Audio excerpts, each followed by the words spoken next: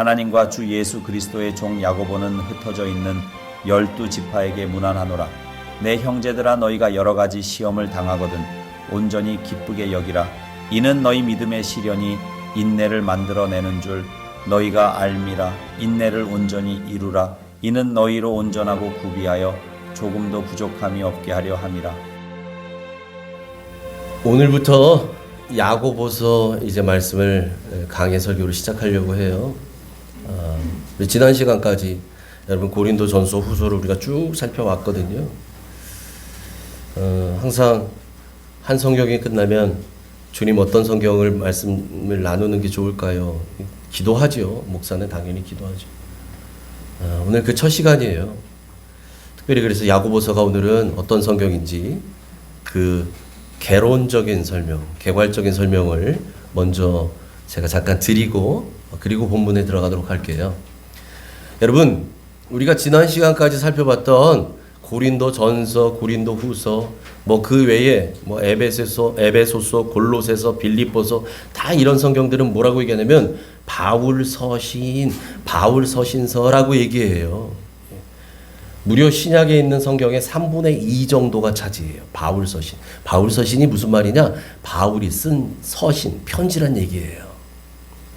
고린도 전후서는 어디에 보낸 편지? 고린도 교회에. 에베소서는 어디에 보낸 편지? 에베소 교회에. 골로새서는요? 골로새 교회. 맞아요. 갈라디아서는 어느 교회? 갈라디아 교회. 맞아요. 그런 거예요. 그런데 오늘 우리가 살펴보고자 하는 야고보서, 우리 수요일마다 김사모 목사님께서 열심히 준비하셔서 은혜로운 말씀 주시는 히브리서, 이런 성경들은 뭐라고 분류하냐? 이거는 공동서신, 이렇게 얘기해요. 공동서신. 바울서신이 아니라 공동서신이에요. 공동서신이란 게 뭐냐? 공동서신은, 바울서신은 분명한 목적을 가지고 썼잖아요. 바울이. 이 편지를 누구에게 보낼 것인지가 딱 제목부터 나오잖아요. 공동서신은 그렇지 않은 편지들이에요. 어떤 특정한 교회나 특정한 사람에게 써보낸 편지가 아닌 것을 공동서신이라고 해요. 공동서신. 그래서 오늘부터 살펴볼 이 야고보서는 편지의 수신자, 편지를 받는 사람이 어떤 교회다, 이거 아니에요. 야고보서는 그 어떤 사람에게 국한돼서 보낸 편지가 아니고 모든 믿는 성도들에게 이렇게 보낸 편지다라는 거죠. 그런데 말이죠, 여러분, 이 야고보서가 그동안 신학자들에게는, 사람들에게는 얼핏 별로 비중이 크지 않은 책처럼 보였어요. 여러분, 그도 그럴 것이, 야고보서 우리가 이제 앞으로 살펴보면 알겠지만 야고보서는 총 5장밖에 안 돼요. 1장, 2장, 3장, 4장, 5장 끝, 이래요. 짧아요. 그래서 여러분, 그 유명한 마틴 루터가 야고보서를 가리켜서 이건 지푸라기 서신이다, 이렇게 별명을 붙였어요. 그럼 되게 없어 보이죠? 지푸라기 서신. 있으나 마나 한 것처럼 보이잖아요. 그래서 사람들이 이 야고보서를 비중이 별로 약한 책, 이렇게 사람들이 흔히들 생각해 왔다는 거죠. 그런데 여러분, 결코 그렇지 않습니다. 그렇지 않아요. 여러분, 바울 서신은 우리가 지금 로마서도 살펴봤고 고린도 전후서 살펴봤고 했는데 갈라디아서 이런 데 보면 바울 서신은 신앙의 원리, 신앙의 교리, 이런 것들을 다루었다면 이 야고보서는 그 원리를 도대체 우리의 삶 가운데, 우리의 일상의 생활에 어떻게 적용할 것인가, 이런 것들을 다루고 있는 책이에요. 여러분, 그래서 야고보서는 우리에게 머리로만 아는 지식으로 끝이지 말고 이것이 우리의 삶과 일치하는, 그래서 성숙한 성도로 거듭나십시오 라고 권면하고 있어요. 야고보서는 그런 책입니다. 여러분, 그런 면에서 야고보서는 결코 지푸라기 서신으로 치부될 성경이 아니에요. 오늘을 살아가는 우리가 하나님의 말씀을 토대로 우리의 믿음이 깨어나게 하는, 그래서 마치 그 여름날의 냉수와 같은 서신이다, 제가 그렇게 별명을 붙이고 싶더라고요. 아주 이건 정말 명쾌한 성경이에요. 명쾌한 성경. 아니, 그래서 도대체 우리는 어떻게 살아야 되는가? 여러분, 이게 중요하잖아요. 하나님은 사랑이시다. 아, 그래서 하나님은 사랑인데 나는 어떻게 살라는 얘기인가? 여러분, 이게 중요하잖아요. 이게 중요하잖아요. 여러분, 그런 면에서 야고보서는 우리의 잠자는 믿음을 깨워주는 성경이에요. 특별히 여러분, 우리 교회는 이미 여러분 아시는 것처럼 올 상반기에 임직 및 중직자 취임식을 앞두고 있어요. 우리 교회가 이제 7년 차가 됐거든요.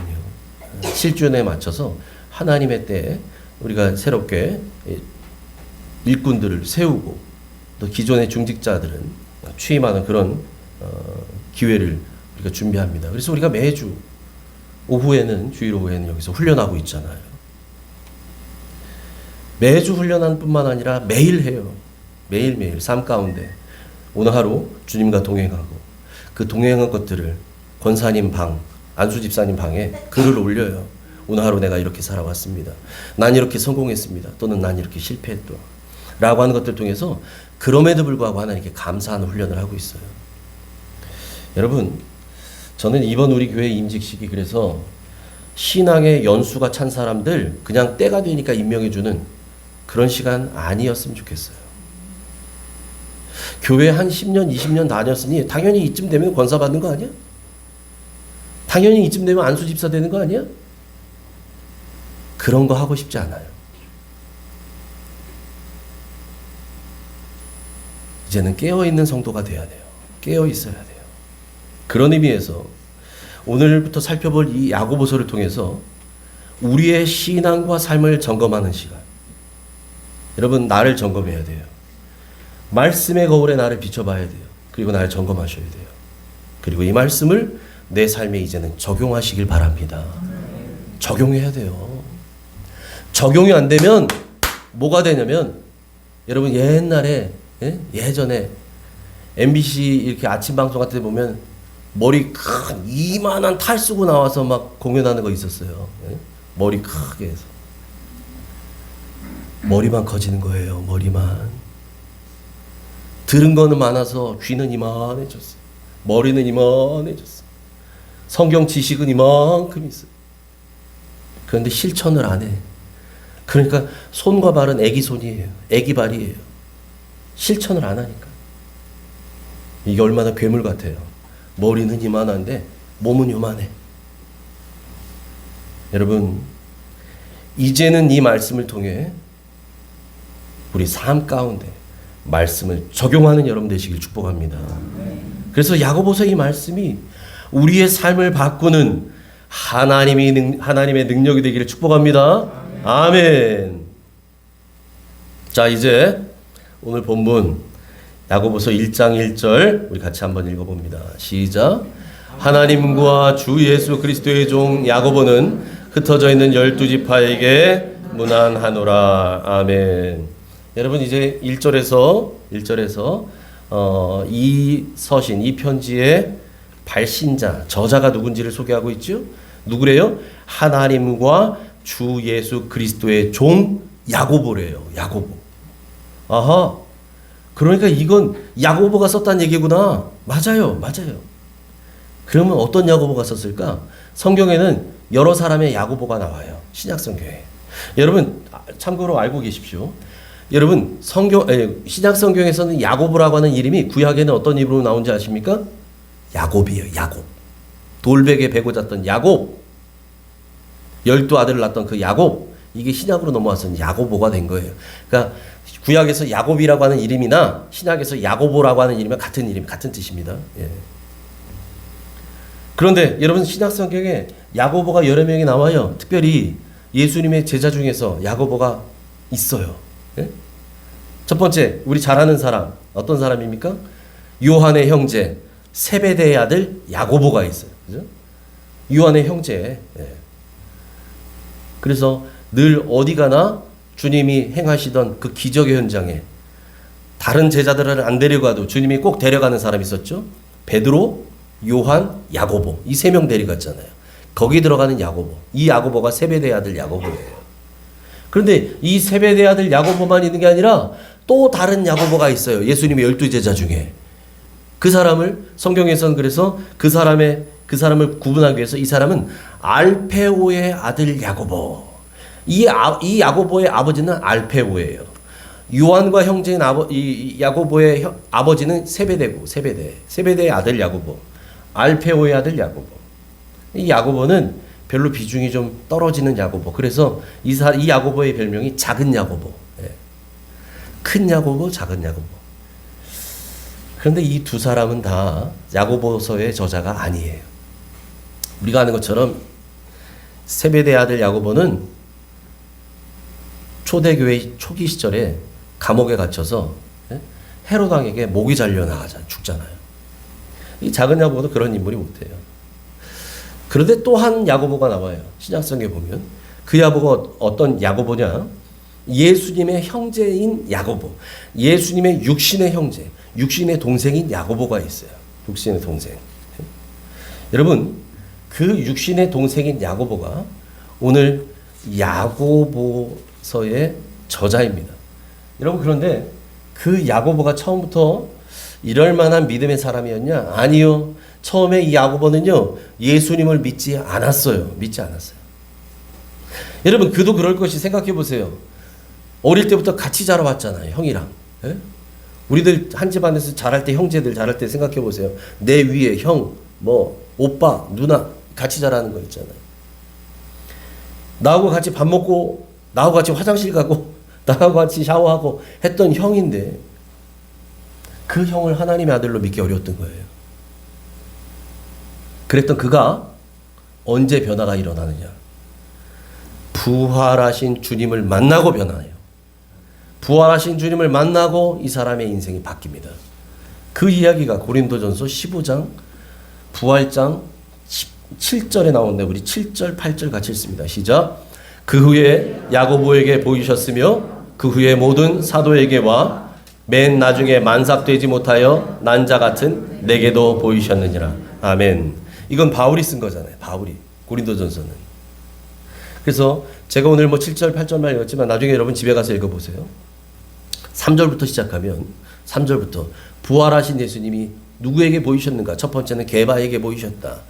그리고 12사도에게 보이셨고 그 뒤에 500여 형제들에게 보이셨다라고 말해요. 500여 형제들에게. 그리고 난 뒤에 7절에서 야고보에 그 후에 야고보에게 보이셔요. 이 야고보가 예수님의 동생 야고보. 그리고 나서 맨 나중에 만삭되지 못해 태어난 것 같은 나 같은 놈에게도 보여주셨다. 어디에서요? 다메섹 도상에서. 그걸 고백하는 거예요. 바울이. 여러분, 이와 같은 이렇게 예수님 형제 이 야고보는 부활하신 예수님을 만나고 나서 그의 인생에 변화가 생겨요. 마치 다메섹 도상에서 부활의 주님을 만났던 사울이 바울이 된 것처럼 그의 인생에 엄청난 대변혁이 일어나는 거예요. 엄청난 세상이 뒤집어지는 것 같은 그런 역사가 일어났던 거예요. 그래서 훗날 베드로, 요한, 예수님의 동생 이 야고보 이 세 사람이 초대교회 예루살렘 교회를 이끌어가는 지도자가 됩니다. 그래서 여러분 사도행전 10장에 보면 사도 바울이 선교여행을 마치고 돌아와서 어떤 문제가 생기냐면 이방 사람들에게 할례를 주는 문제 가지고 유대인들이 가서 난리 법석을 떠는 바람에 복음을 전했던 그렇게 해서 예수 믿었던 이방인들 사이에 시험거리가 생긴 거예요. 시험거리가. 바울은 분명히 이신칭의 믿음으로 구원받는다고 했는데 유대인 교사들은 뒤늦게 들어와서 아니다 믿음으로 받지만 할례 받아야 된다 이래가지고 난리가 났잖아요. 그 문제를 가지고 심각한 회의가 열리는데 종교회의가 열리는데 그것이 바로 예루살렘 종교회의 1차 회의예요. 그 종교회의장의 의장이 누구냐? 바로 이 야고보예요. 야고보. 그런 인물이 돼요. 여러분, 그랬던 이 야고보가 쓴 편지가 오늘부터 살펴볼 야고보서란 얘기예요. 야고보서. 야고보서는 그래서 흩어져 있는 유대인인 성도들에게 안부를 전하며 편지를 쓰는 거죠. 그래서 여러분 앞에서 우리 본 것처럼 하나님과 주 예수 그리스도의 종 야고보는 흩어져 있는 이제 예루살렘에 모여있지 않아요. 흩어져 있는 12지파에게, 다시 말하면 유대인 성도들에게 문안하노라 이렇게 시작하죠. 이 사람들이 왜 흩어졌을까요? 스데반 순교 이후에 박해를 피해서 전 세계로 이제 유대인 성도들이, 예수 믿는 성도들이 흩어졌어요. 이 사람들은 어떤 상황에 처해져 있느냐? 많은 어려움과 시련과 위기 속에 처해져 있어요. 여러분 생각해 보세요. 우리나라에서 터닫고 잘 살다가 해외로 이민을 가거나 짐 싸들고 어디 타양으로 옮겨가요. 여러분의 삶의 터전을. 그럼 적응하기가 쉽겠어요? 그게 처음부터? 어렵잖아요. 당연히 어렵죠. 뿐만 아니라 이 당시에는 전 세계를 로마가 지배하고 있잖아요. 통치하고 있잖아요. 로마 황제를 신성시하고 있는 시대에 예수 그리스도가 하나님의 아들, 우리의 주님, 로드시다라고 얘기하는 건 여러분 목숨 거는 얘기거든요. 그러니 이 사람들 얼마나 많은 고난과 위기와 환란이 있겠어요. 그래서 그 사람들에게, 그렇게 전 세계로 흩어져 있는 그들에게 야고보가 다음과 같은 겉면으로 편지를 시작합니다. 2절 같이 읽습니다. 시작. 내 형제들아, 너희가 여러 가지 시험을 당하거든 온전히 기쁘게 여기라. 아멘. 내 형제들아, 믿음의 형제들아, 너희가 여러 가지 시험을 당하거든 온전히 기쁘게 여기라. 근데 여러분, 우리 냉정하게 한번 생각해 보자고요. 진짜 냉정하게. 내가 막 여러 가지 시험을 당해. 여러분이 여러 가지 시험이 엎친데 덮친 격으로 막 와요. 사업은 망했는데 내 몸에 병까지 생기고 우리 애한테 문제까지 생기고 막 이런 거 있잖아요. 여러 가지 시험이 왔어요. 여러분, 그런 상황에 정말 기뻐할 수 있겠습니까? 솔직히 인간적으로 그런 일이 닥치면 여러분 할렐루야 이럴 사람이 과연 얼마나 있을까요? 여러분, 나에게 왜 이런 시험이 닥치는지, 하나님 도대체 이걸 통해서 나에게 뭘 말씀하시는 건지, 하나님 지금 내 이 고난의 순간에 뭐 하고 계시는지, 여러분 이거 아무것도 모른 채 그냥 목사님이 항상 기뻐해야 됩니다. 성도 여러분, 항상 감사해야 됩니다. 그럼에도 불구하고 기뻐하십시오. 그럼에도 불구하고 감사하십시오. 이게 순종할 수 있는 말씀일까요? 어렵지요. 어려울 거예요, 당연히. 여러분, 그래서요, 우리는 시험이 올 때 내가 무엇 때문에 이 시험 중에서도, 시험을 당해도 기쁘게 여겨야 하는지, 여러분 이 의미를 잘 새겨야 합니다. 그래서 3절에 야고보가 이렇게 얘기하는 거예요. 3절 같이 읽습니다. 시작. 이는 너희 믿음의 시련이 인내를 만들어내는 줄 너희가 알미라. 아멘. 왜 여러 가지 시험을 당하는 중에도 온전히 기뻐해야 되는가? 왜 그래야 되는가? 너희가 받는 그 믿음의 시련이 인내를 만들어내는 줄 너희가 알기 때문이다. 이런 얘기합니다. 여러분, 여기서 중요한 게 뭐냐면, 중요한 게 이 알다라는 얘기예요. 알다. 너희가 안다. 우리가 안다. 여러분, 시험 당할 때 가장 중요한 것은 뭐냐면, 이 시험의 결말이 어떻게 되는지, 이 시험의 마지막이 어떻게 되는지, 어떻게 끝나게 되는지, 이것을 아는 것입니다. 여러분, 그것을 알면 견딜 수 있어요. 여러분, 산모가, 이제 출산을 앞두는 산모가, 여러분 10달 동안 얼마나 조심해야 돼요. 산모가 먹고 싶은 거 먹을 수도 없어요. 이전처럼 행동할 수도 없어요. 왜? 아기 때문에. 그리고 나서 여러분, 그냥 아이가 나와요? 산통을 겪어야 되잖아요. 산고를 겪어야 되잖아요. 하늘이 노래 짓는 게 뭐 한 몇 번 돼야지 애기가 나온다며요. 남자들은 안 나봐서 모르겠지만 저도 안 나봐서 어마어마한 고통을 따라서, 고통의 결과로 생명이 태어나잖아요. 근데 그 엄마들이 어떻게 그걸 견디냐 말이에요. 이 고통이 끝나고 나면 마지막에 어떠한 일이 있다는 걸 아니까 견디는 거예요. 여러분, 그래서 시험 나갈 때 중요한 건 이 시험의 결말이 어떻게 되는지, 무엇인지 아는 것이 중요해요. 여러분, 그래서 여러 가지 시험을 당할 때 우리가 알아야 할 것들이 있어요. 적어도 오늘 성경에서 보니 알아야 할 것들. 첫 번째, 무엇을 알아야 되는가? 우리에게는 믿음이 있다는 사실을 알아야 합니다. 아멘이십니까? 우리에게는, 나에게는 믿음이 있다라는 사실을 알아야 돼요. 여러분, 그래서 믿음이 있는 사람은 어떤 시험을 만나도 기뻐할 수 있는 거예요. 믿음은 어떤 겁니까? 믿음은 바라는 것들의 실상이요 보지 못하는 것들의 증거라고 말합니다. 히브리서 기자. 믿음은 내 눈앞에 있는 걸 믿는 게 믿음이라고 하지 않아요. 바라는 것들의 실상이고 보이지 않는 것들의 증거라니까요. 그러니까 여러분, 내 눈앞에 있는 이 앞에 이것이 컵인 줄 믿습니다. 이건 바보 같은 거죠. 믿지 않아도 이건 컵이지. 컵이 없는데 나에게 컵이 있을 줄 믿습니다. 이게 믿음이잖아요. 여러분, 그래서 이 믿음이 있는 사람이라야 시험 가운데서도 기뻐할 수 있다는 거예요. 다시 말해서 시험 당하고 있는데도 기뻐하는 사람이란 곧 믿음이 있는 사람이란 얘기죠. 믿음이. 어떤 믿음일까요? 어떤 믿음? 이 시험도 반드시 끝이 있다는 믿음. 머지않아 끝날 것이라고 하는 믿음입니다. 또 어떤 믿음일까요? 이 믿음의 환난 가운데 주님은 뒷짐지고 그래 한번 잘 버텨보거라 이러신 분 아니라는 거예요. 여러분, 고난의 자리에 주님이 함께 하신다는 믿음, 여러분 그 믿음이 있는 거예요. 사자굴 속에 주님이 함께 하시고요. 풀무불 속에 주님이 함께 하셨어요. 함께 하셨다고요.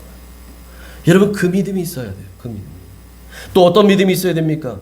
이 시험의 시간이 끝나고 나면, 이 고난의 시간이 끝나고 나면 영광의 시간이 기다리고 있다라는 믿음이 있어야 됩니다. 여러분, 우리에게는 그러한 믿음이 있는 줄 믿습니다. 그래서 여러분, 야고보가 이런 시험, 이런 환난, 이런 어려움, 이런 시련을 무슨 시련이라 그래요? 무슨 시련이라 그래요? 믿음의 시련이라 그러잖아요. 믿음의 시련. 보세요. 이는 너희 믿음의 시련이 그냥 시련이 아니에요. 그냥 시험이 아니에요. 믿음의 시련이에요. 믿음의 시련. 예? 다시 넘어갑니다. 그래서 여러분, 이 믿음의 시련이라고 하는 이 단어가요. 이 단어가 헬라어로 도키미온이라고 하는데 이게 무슨 뜻을 갖고 있느냐? 검증, 증명 이런 뜻을 갖고 있어요. 여러분, 일전에 제가 그 고린도후서를 여러분들에게 강의할 때 한 두어 번 설명드린 적이 있었던 단어가 이것과 유사한 단어가 있었는데 여러분 기억이 나실 거예요. 주화. 고대에는 주화를 썼잖아요. 지폐가 아니에요. 주화를 만들 때 가장 중요한 건 순도, 불순물 들어가면 안 돼요. 또 여기에 있는 강도, 경도 이게 만들어놨는데 물컹물컹하면 안 되잖아요. 적당하게 딱딱해야 되고. 예? 여러분, 그래서 이 주화가 제대로 만들어진 주화인지 그것을 검사하는 검증 단계가 있는데 그 마지막 단계까지 통과한 상태, 이 상태를 뭐라 그런다고요? 도키마조라고 한다고. 도키마조. 여러분, 비슷하죠? 도키미온, 도키마조. 어근이 같아요. 뿌리가 한 뿌리예요. 예. 이게 뭐 몇 인칭으로 쓰였느냐, 남성으로 쓰였냐, 여성으로 쓰였냐, 예? 이게 현재형이냐, 과거형이냐, 진행형이냐, 뭐 분사로 쓰였냐, 이거에 따라서 뒤가 달라지는 거예요. 어근이 똑같아요. 여러분, 그래서 이 도키미온이라는 이 말하고 도키마조라고 하는 말이 결국 같은 의미란 얘기예요. 그러니까 우리에게 오는 이 믿음의 시험이라고 하는 그것과 우리의 믿음이 주님 보시기에 합격이라고 하는 이 검증, 통과하는 이것이 같은 의미라고, 같은 의미. 그래서 이 시련을 믿음의 시련이라고 한다고요. 믿음의 시련. 여러분, 그러므로 시험은 우리에게 시험이 닥쳐오잖아요. 이 시험은 내 믿음이 지금 어떤 믿음인지를 증명하는 기회가 된다는 사실을 기억하시기 바랍니다. 때로는요, 나도 몰라요. 내 믿음이 어떤지 나 자신도 몰라. 근데 하나님이 그걸 보기를 원하시는 거예요. 마치 아브라함에게 100세의 아들 주신 하나님이 어느 날 갑자기 아브라함아 네 아들 이삭을 내게 바쳐라. 이게 무슨 소리야? 내 잘못 들었나? 바치거라.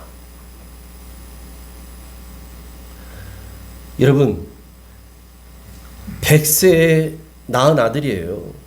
아브라함에게는 내 생명보다 더 귀한 아들이에요. 차라리 내가 죽고 말지 그 아들을 어떻게 죽여요? 근데 아브라함이 어떻게 해요? 그 아들 데리고 갑니다. 이른 아침 횃불을 준비하고 장작을 준비하고 나귀에 싣고 사환을 데리고 아들을 데리고 모리아산으로 갑니다. 아무 말하지 않고 나중에 산 밑에서 사환을 기다리게 하고 아들에게 보찜 매게 하고 올라가자. 불만 들고 아들이 묻잖아요. 아버지 궁금한 게 있습니다. 하나님께 제사하러 가는데 땔감 이 나무 장작과 불은 다 있는데 하나님께 바칠 양은 어디 있습니까? 재물은 어디 있습니까? 아브라함이 뭐라 그래요? 하나님이 준비하시리라. 그리고 올라가요. 순종해서 그 아들을 단 위에 눕히고 칼을 뽑아 들고 내리치려는 순간 하늘에서 음성이 나오잖아요. 아브라함아 아브라함아 아브라함아 아브라함아 멈추라는 거죠. 왜요? 이제야 내가 하나님을 신뢰한다는 것을 내가 알았노라. 이제야 내 믿음이 합격이란 얘기예요. 여러분, 시험은 내 믿음이 어떤 믿음인지를 증명해서 하나님께 보이는 기회가 됩니다. 여러분, 시험을 만나면요, 시험 만나면 내 안에 있는 것들이 그대로 드러나요. 왜 그러느냐? 시험을 만난 사람은 내 심령이 깨지거든요. 내 심령이 깨지게 돼 있어요. 여러분 생각해 보세요. 향수병을 들고 있는데 향수병이 깨지면 어떤 냄새가 나요? 향수 향이 나죠. 음식물 쓰레기 봉투 이만큼 싸가지고 가지고 있던 게 터져버렸네? 그럼 무슨 냄새 나요? 쓰레기 냄새 나요. 음식물 쓰레기 냄새. 마찬가지입니다. 여러분, 우리의 심령이 깨지면요, 우리의 심령 안에, 여러분 심령 안에 있는 그것들에 대한 냄새가 고스란히 납니다. 그래서 시험은 여러분의 믿음의 상태를 하나님 앞에 보여주는 시간이에요. 그래서 믿지 않는 사람, 믿음 없는 사람, 불신자들은 여러분 시험이 오고 어려움이 오고 환난이 오면 가장 먼저 뭐예요? 분노하고 원망하고 미워하고 저주하지요. 성도들은 달라야 합니다. 우리는 달라야 돼요. 여러분, 성도라도 목사라도 처음에 어려운 내가 납득할 수 없는 그런 시험이 오면 처음에는 하나님 나에게 왜 이러시는 거예요? 원망할 수는 있지요. 근데 그건 잠깐이에요. 잠깐이라고. 그 뒤에 우리에게는 어떤 변화가 있느냐? 그 시험을 통해서 내 밑바닥부터 솟아올라오는 소망의 근거를 발견하기 시작합니다. 믿음의 성도는요. 내 심령 깊은 데서부터 올라오는 게 있어요. 그 소망의 근거. 여러분, 그래서 이 시험을 통해서 우리는 결국 하나님을 찾게 되고 나와 함께 계신 주님을 경험하게 되는 줄 믿습니다.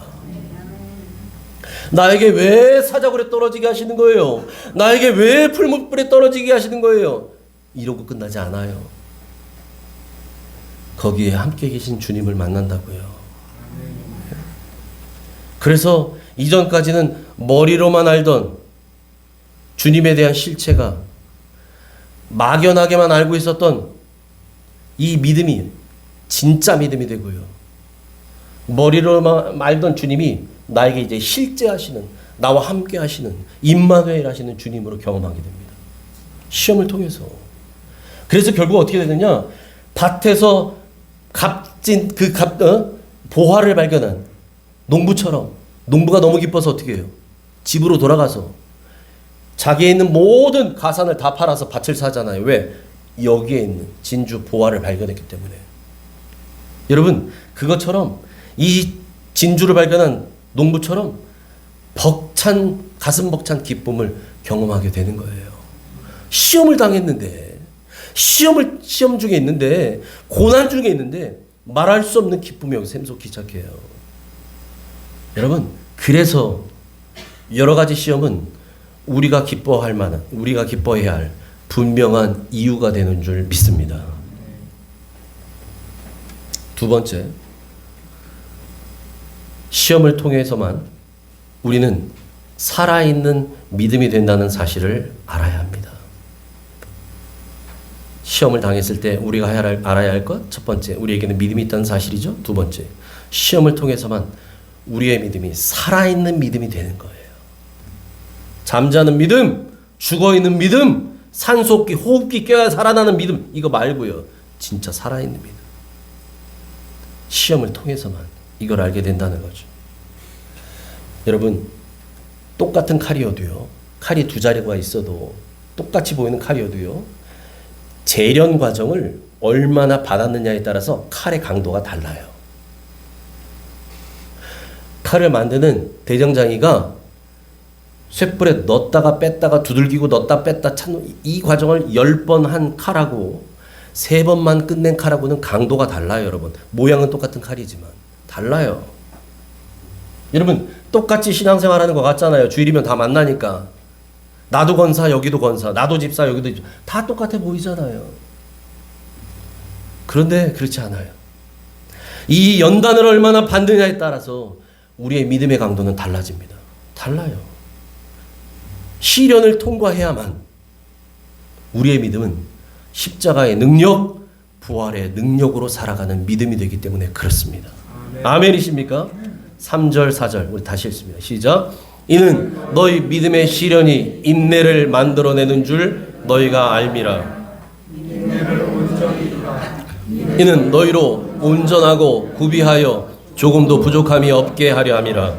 아멘. 아멘. 여러분, 인내는 믿음을 통해서 시작됩니다. 믿음을 통해서 시작돼요. 인내가. 그래서 오늘 뭐라 그래요? 이는 너희 믿음의 시련이 무엇을 만들어내요? 인내를 만들어내요. 인내를. 상황은 여전히 똑같아요. 나에게 고통은 끝나지 않았어요. 그럼에도 불구하고 날마다 새롭게 내 안에서 솟아나는 인내가 있어요. 여러분, 그 인내가 우리로 하여금 시험, 불같은 시험도 견디게 하는 거예요. 그 시험도, 이 시험도 견디게 하는 원동력이 우리 안에서 날마다 새솟는 인내라고요.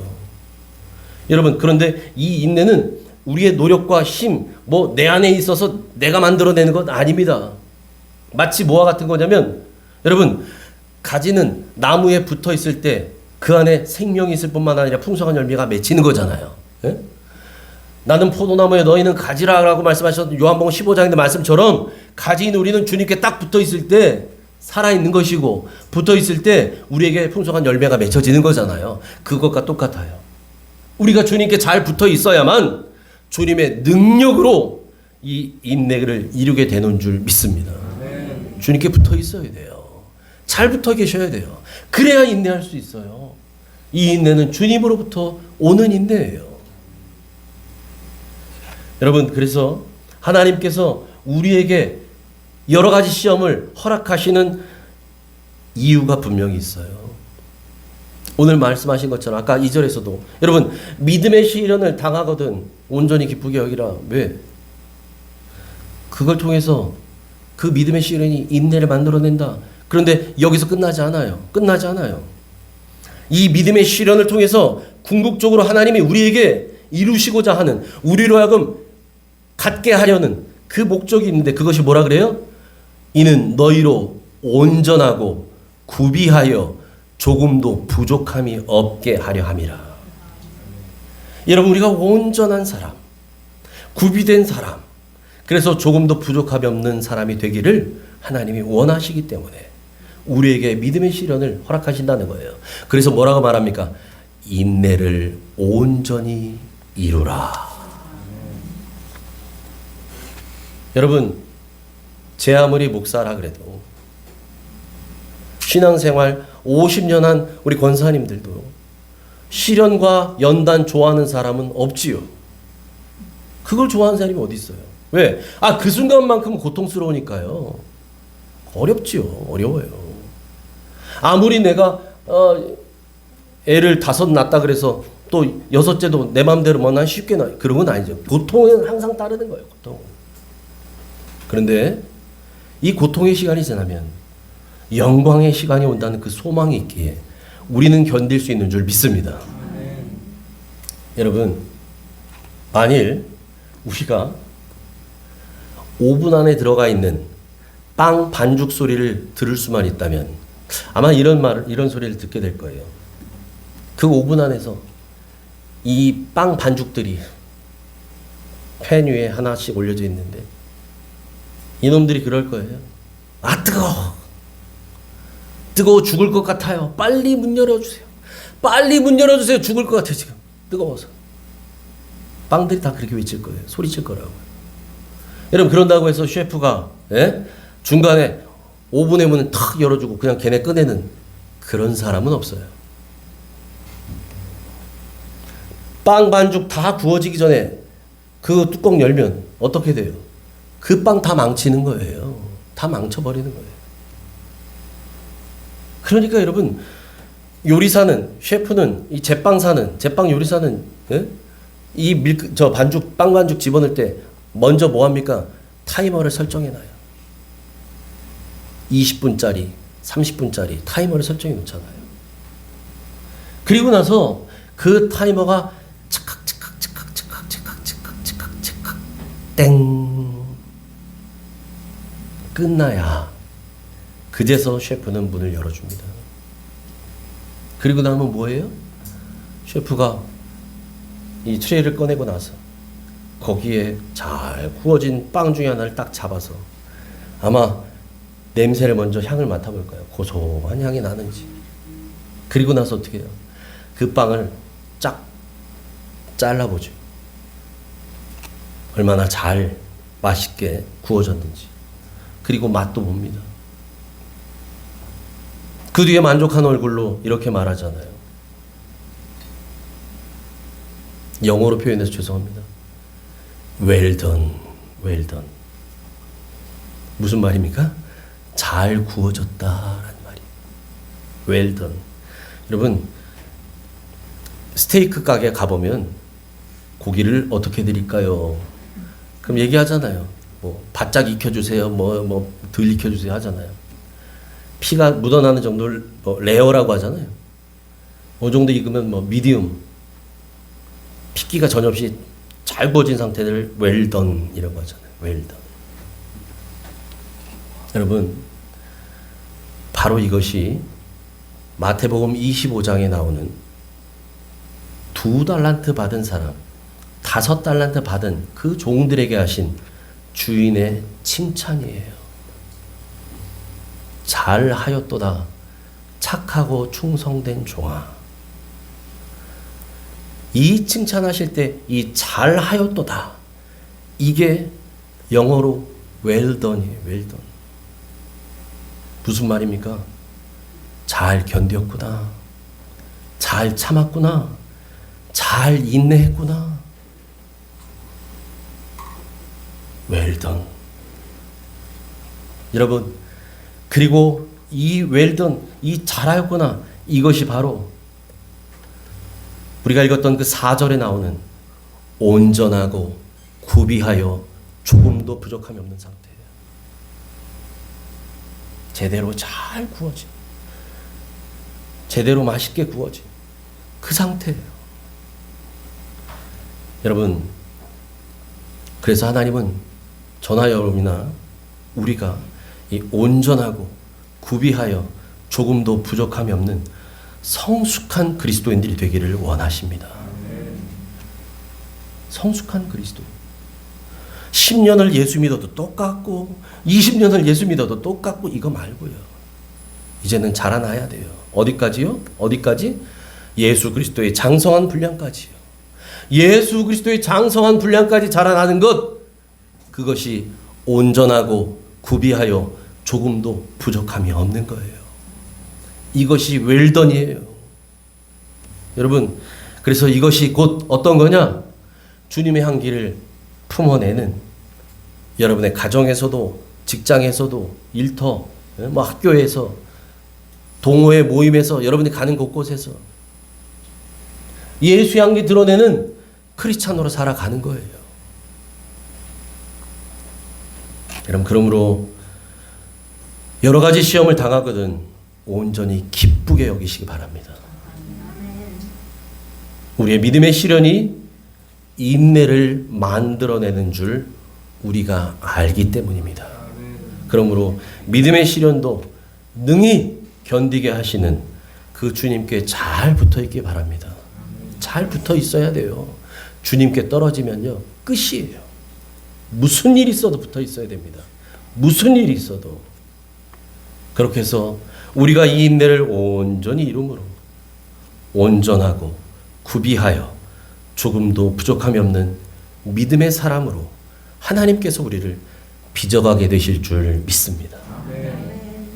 또 한 주간도 각자의 삶의 터전에서 여러분 살아가실 텐데, 여러분의 가정에서, 일터에서 어떤 환경을 당해도, 어떤 환경 가운데에서도 기뻐하는 성도 되시기 바랍니다. 믿음의 시련을 인내로 이겨내는 성도 되시길 바랍니다. 그래서 온전하고 구비하여 조금도 부족함이 없는 성도들로 또 한 주간도 승리하게 되시기를 주님의 이름으로 축원합니다. 아멘. 하나님 아버지 감사합니다.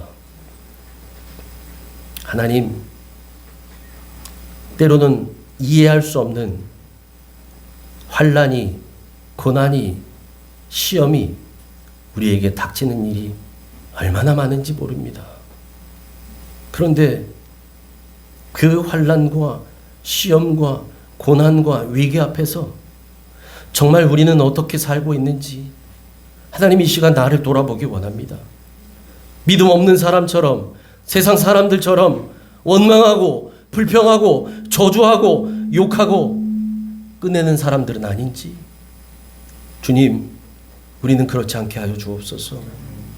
그 고난을 통해, 그 시험을 통해 우리의 심령의 깊은 곳에서부터, 그 밑바닥부터 올라오는 소망의 근거를 발견하게 하시고, 우리와 함께 하시는 주님을 만나게 하시고, 머리로만 알았던 주님을 나와 함께 하시는 주님으로 경험하는 시간 되게 하여 주옵소서. 이제는 나의 믿음이 고난을 통해, 시험을 통해 하나님이 인정하실 만한 믿음으로 증명되기를 원합니다. 하나님, 그러므로 환난 가운데서도 고난 가운데서도 믿음 잃지 않았던, 기뻐했던 우리 믿음의 선배들처럼 주님, 우리도 그렇게 기뻐하는 성도들 되게 하시고 주님께 잘 붙어 있으므로 믿음의 시련을 인내로 이겨나는 성도들 되게 하시고, 그리하여 온전하고 구비하여 조금도 부족하면 없는 성도로 승리하게 하여 주옵소서. 우리의 승리가 되신 예수님 이름으로 감사하며 기도합니다. 아멘.